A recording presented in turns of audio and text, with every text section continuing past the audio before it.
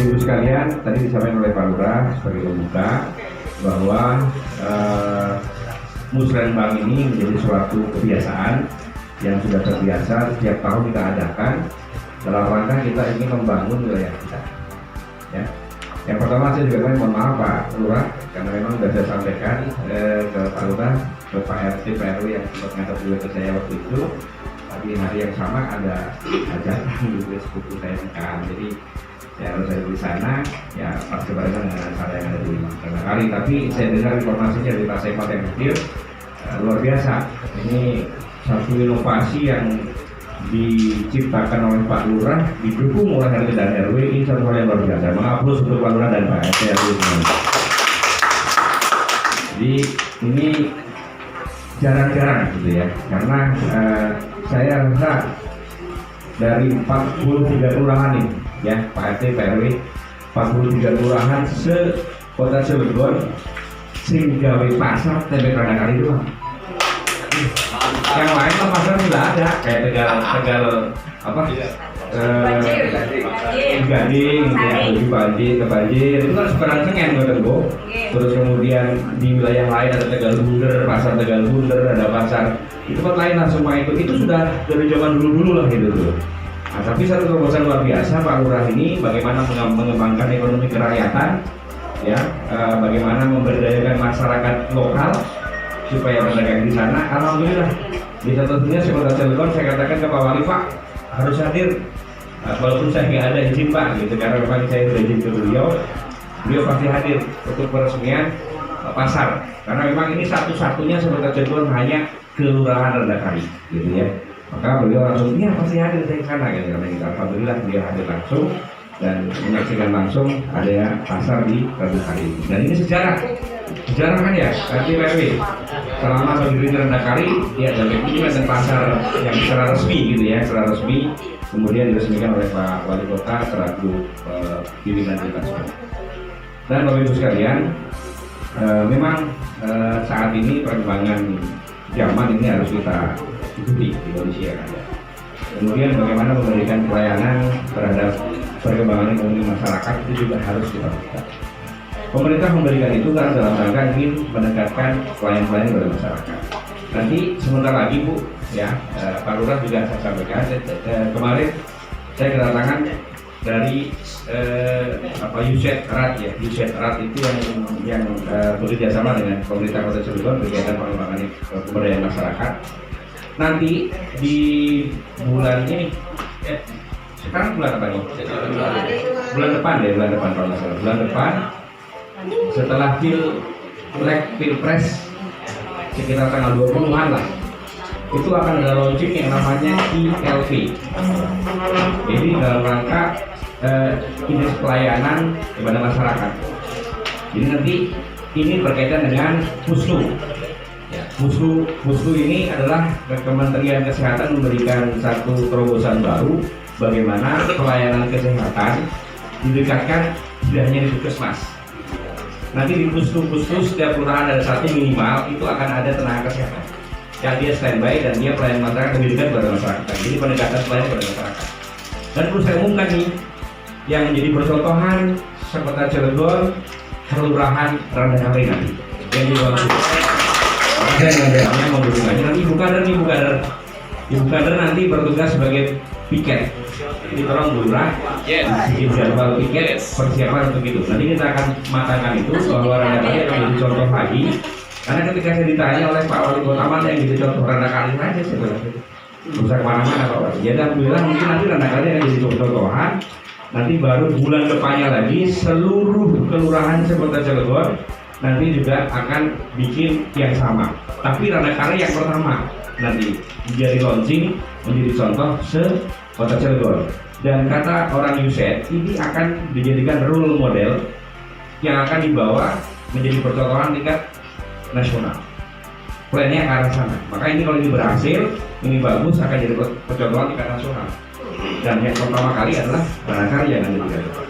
Makanya alhamdulillah kita semua berusaha berupaya. Dan tadi saya ngobrol sama Pak Jadi, Pak Wali Kota sekarang lagi fokus dengan kota sehat. Karena beliau adalah salah satu pengurus AKOPSI ya. AKOPSI Asosiasi Kabupaten Kota se-Indonesia. Ada 400 sekian bupati wali kota se-Indonesia, beliau sekretarisnya, sekumnya.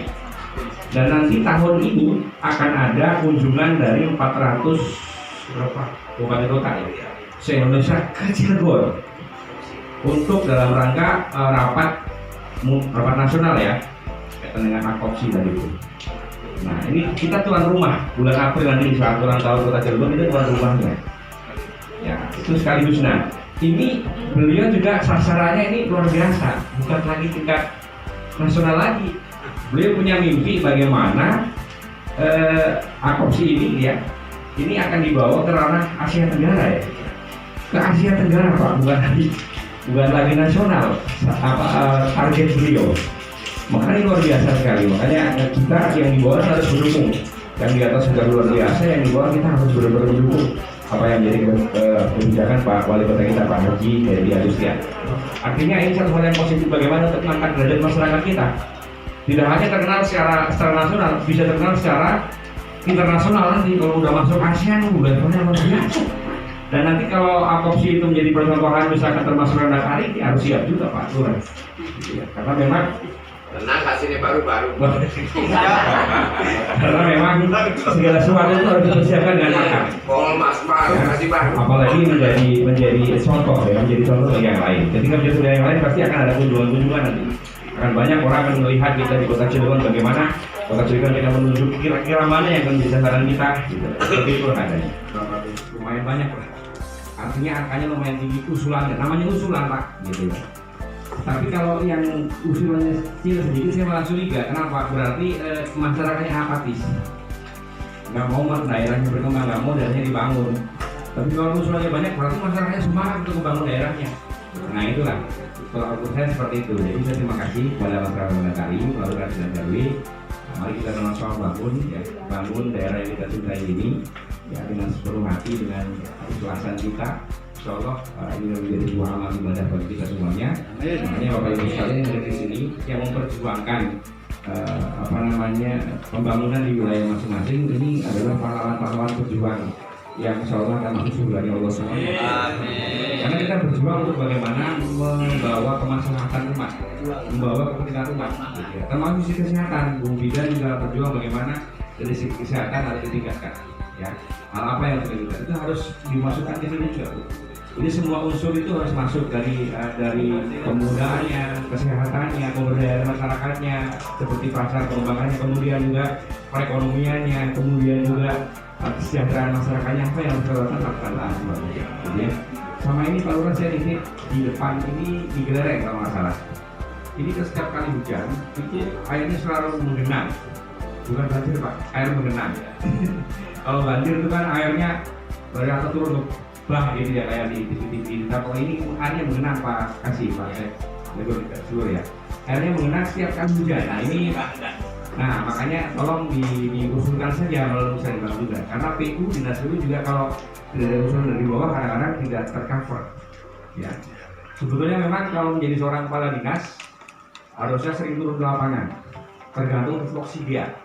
Kalau PU berarti urusan jalan ya, urusan irigasi, dia harus turun ke lapangan, lihat di tempat-tempat yang macet dan sebagainya, termasuk yang dengan jalan itu harusnya begitu, sehingga apa istilahnya cepat mengatasi hal yang demikian. Tapi makanya saudara ini tolong nanti usahakan lagi bagaimana, apakah gorong-gorongnya, apakah mungkin harus ditinggiin lagi betonnya dan sebagainya. Tapi nanti yang penting ini secara teknis akan dibahas di sini. Tapi usulan tolong dimasukkan di sini juga. Termasuk tadi mungkin yang jembatan penyeberangan ya, itu belum super terrealisasi, mudah-mudahan juga terrealisasi. Kemudian pengembangan pasar tradisional kita untuk ke depan, ini kan 2025 ya kan, 2025. Jadi masukkan saja dulu gitu, untuk 2025. Nanti cantolannya kemana ya nanti kita lihat, apakah masuk P1, P2, P3, istilahnya nanti kita lihat prioritas yang mana ya. Itu barangkali Bapak Ibu sekalian yang harus saya sampaikan pada hari ini. Mari kita niatkan, luruskan niat ya, satukan tekad bagaimana kita membangun daerah yang kita cintai ini. Dan terakhir, Jiwanan, wah!